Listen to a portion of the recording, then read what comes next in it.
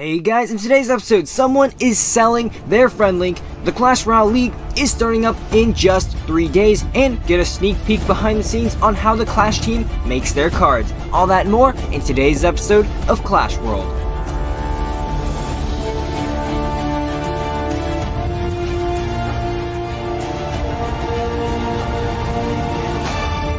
Hey guys, Legendaray here, and welcome back to another episode of Clash Worlds. In this weekly show, we take a look at the most recent announcements from the Clash Royale team, the hottest topics in CR eSports, as well as what's going on in the community. Then, we'll finish up the episode by breaking down the meta and featuring my off-meta deck of the week. If you're enjoying Clash Worlds, then please leave a like, subscribe, and hit that bell to get notified of every new video that comes out. Also, go check me out on Twitter. I'm pretty active on there now, so link to it will be in the description. And with that out of the way, let's get right into the first section. New in the arena.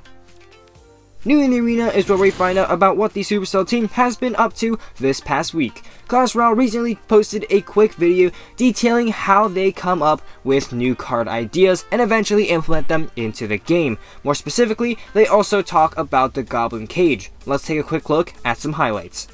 I think the hardest thing to get right on a new card is it needs to be different enough from the other existing cards in the game while still being familiar and understandable to players. The characters must feel playful and serious. So for example, the Royal Ghost has sleepers, but those sleepers used to be baby dragon sleepers. That was really fun, but that was a bit too much detail. I really would love to elaborate in some crazy long drawn out story how I sit and whistle in a flute that gives me inspiration, but no, I sit in front of a computer with a keyboard and some black and white keys and just try not to cry. So as you can see, there's a lot that goes on behind the scenes, behind pretty much every single Clash Royale card that does go largely unnoticed. Again, Goblin Cage is a relatively solid card release, although the card is pretty underwhelming to say the least. Let me know your thoughts on the Goblin Cage in the comment section below. Next up, we will be having a new Prince emote coming tomorrow with the Prince Draft Challenge. Be sure to go and play it. In addition, there might also be another new one in an offer tomorrow as seen in this CRL match. CRL players seem to have access to emotes that haven't been released yet, so we might be getting this one as well. Plus, the red player TrueFast seemed pretty shocked at this emote, so it might have also been his first time seeing this emote as well. Absolutely loving the emote games, keep it up Supercell. Now that's gonna do it for New in the Arena. It's time to check out the eSports Update. The eSports Update is a segment where we take a look at the new and rising pro players as well as recent eSports competitions. And finally, this week, the Clash Royale League West has finally been announced, and it's starting in just 3 days on May 29th. That's right, I can't wait to watch some quality Clash Royale gameplay to learn from. I'll be sure to give some quick updates in this section of my episodes in the upcoming weeks as this CRL season progresses. Now that we're caught up with the most recent eSports news, let's check out the rising rumors. This week, we've got some pretty interesting controversy struck up in this community revolving around Boss CR, a very good 15-year-old pro player who is partnered with Tribe Gaming. On Thursday of last week, he tweeted out this. Alright, since so many people are asking for my friend link, I'm starting the price of $20 to add me and never be removed. If demand is high, I might raise the price. DM me if interested, no negotiations. Now this brought up a massive wave of argument throughout the community. On one hand, many people very much dislike this move. Surgical Goblin, for example, tweeted out this in response. After the community supported you so much after you got your own account banned, you have the balls to ask people to pay $20 for your friend link. Such a shame for the community. On the other hand, here's what Sir Tag had to say.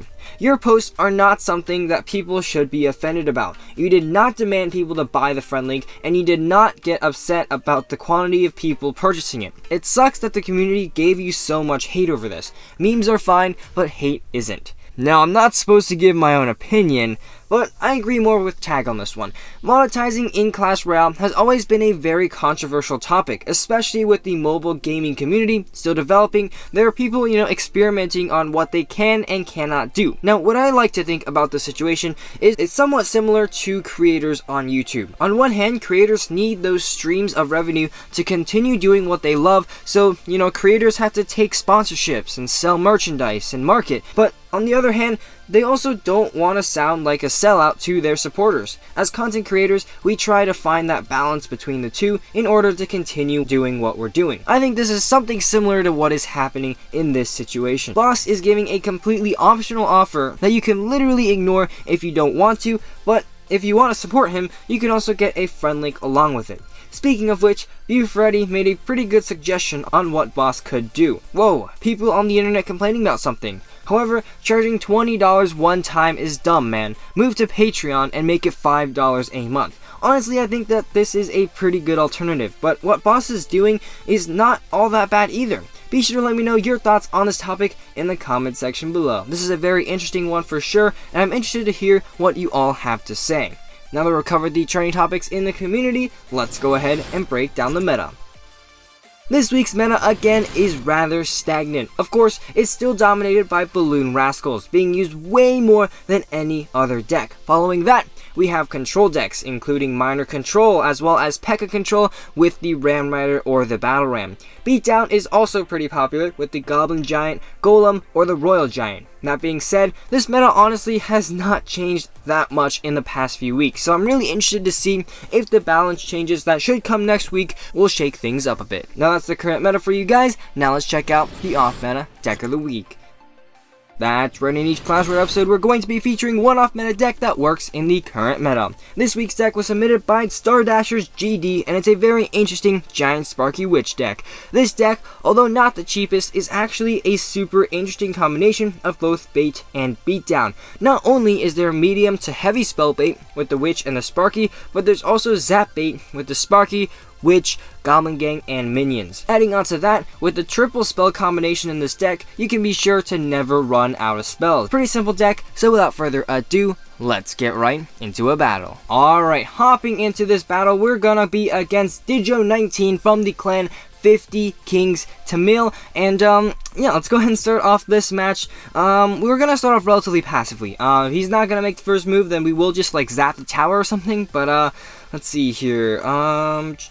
Not doing anything yet, so I think we might just... Oh, okay, never mind. He's going to go with a Royal Ghost in the back. So let's go ahead and split Goblin Gangs. Not exactly the best hand, but hopefully we can get a King's Tower activation with that Royal Ghost. So he's going to actually zap out the left side Goblins right there. And as you can see, we're just going to go ahead and start right off this match with a nice King's Tower activation. He's going to go right in with a Hog. Unfortunately, we did not have the best hand to take care of that, but that Witch should do with those Skeletons. Zap onto the Bats as well. And that'll prevent at least some damage onto our tower. Hog does take it down below 2,000, but let's go ahead and counter push right there with the Giant. See if we can get a nice little connection onto the tower. And okay, he's gonna go with the Rascals, but fortunately we do have our arrows, so we can go ahead and arrow that out. As you can see, triple spells being absolutely very useful in this situation, taking that tower down to 1815, and boom, just like that, we are back in the lead with a relatively good start. We have the activated King's Tower, and we also have a bit of a damage lead. So here, Goblin Gang taking out that little counter push that he had right there, and also hopefully can get some chip damage onto his tower. Now here,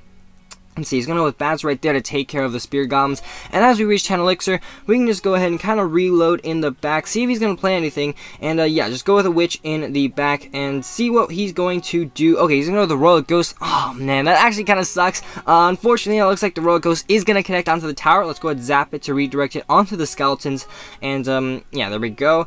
And here, I'm thinking about, okay, he's going to go with Rascals in the back, so let's just go ahead and reload with a Sparky, see if we can just go ahead and, you know, feed those Rascals right into the Sparky, because that Witch is probably going to go down, so unfortunately we are just going to have to make do with what we have. Here in double extra time, he's going to go with the Hog right there, just go and nado it right into that center, see if the Sparky can hit it, and boom, there we go, get destroyed. And the Sparky right there should hopefully take care of the Rascal girls. Oh wow, it doesn't actually splash on, so there, oh okay, the Sparky, not the best play right there, but let's go with the Witch on the left, on the right side to take care of those two Musketeers. Relatively big push, but let's go with the Goblin Gang right there, arrows down onto all of that stuff right there, and hopefully we can get that Giant onto the tower for a couple of hits, zap onto those Bats, and then the Witch will take care of the Musketeers on the right. So there we go, 30 seconds left. Let's go ahead and go in with a Sparky right there. He's probably going to zap it out, so let's get a NATO ready right there. And then as soon as he uses the zap, let's go in with our Goblin Gang. And as you can see, he does not have that good of an answer. Sparky takes care of that push right there,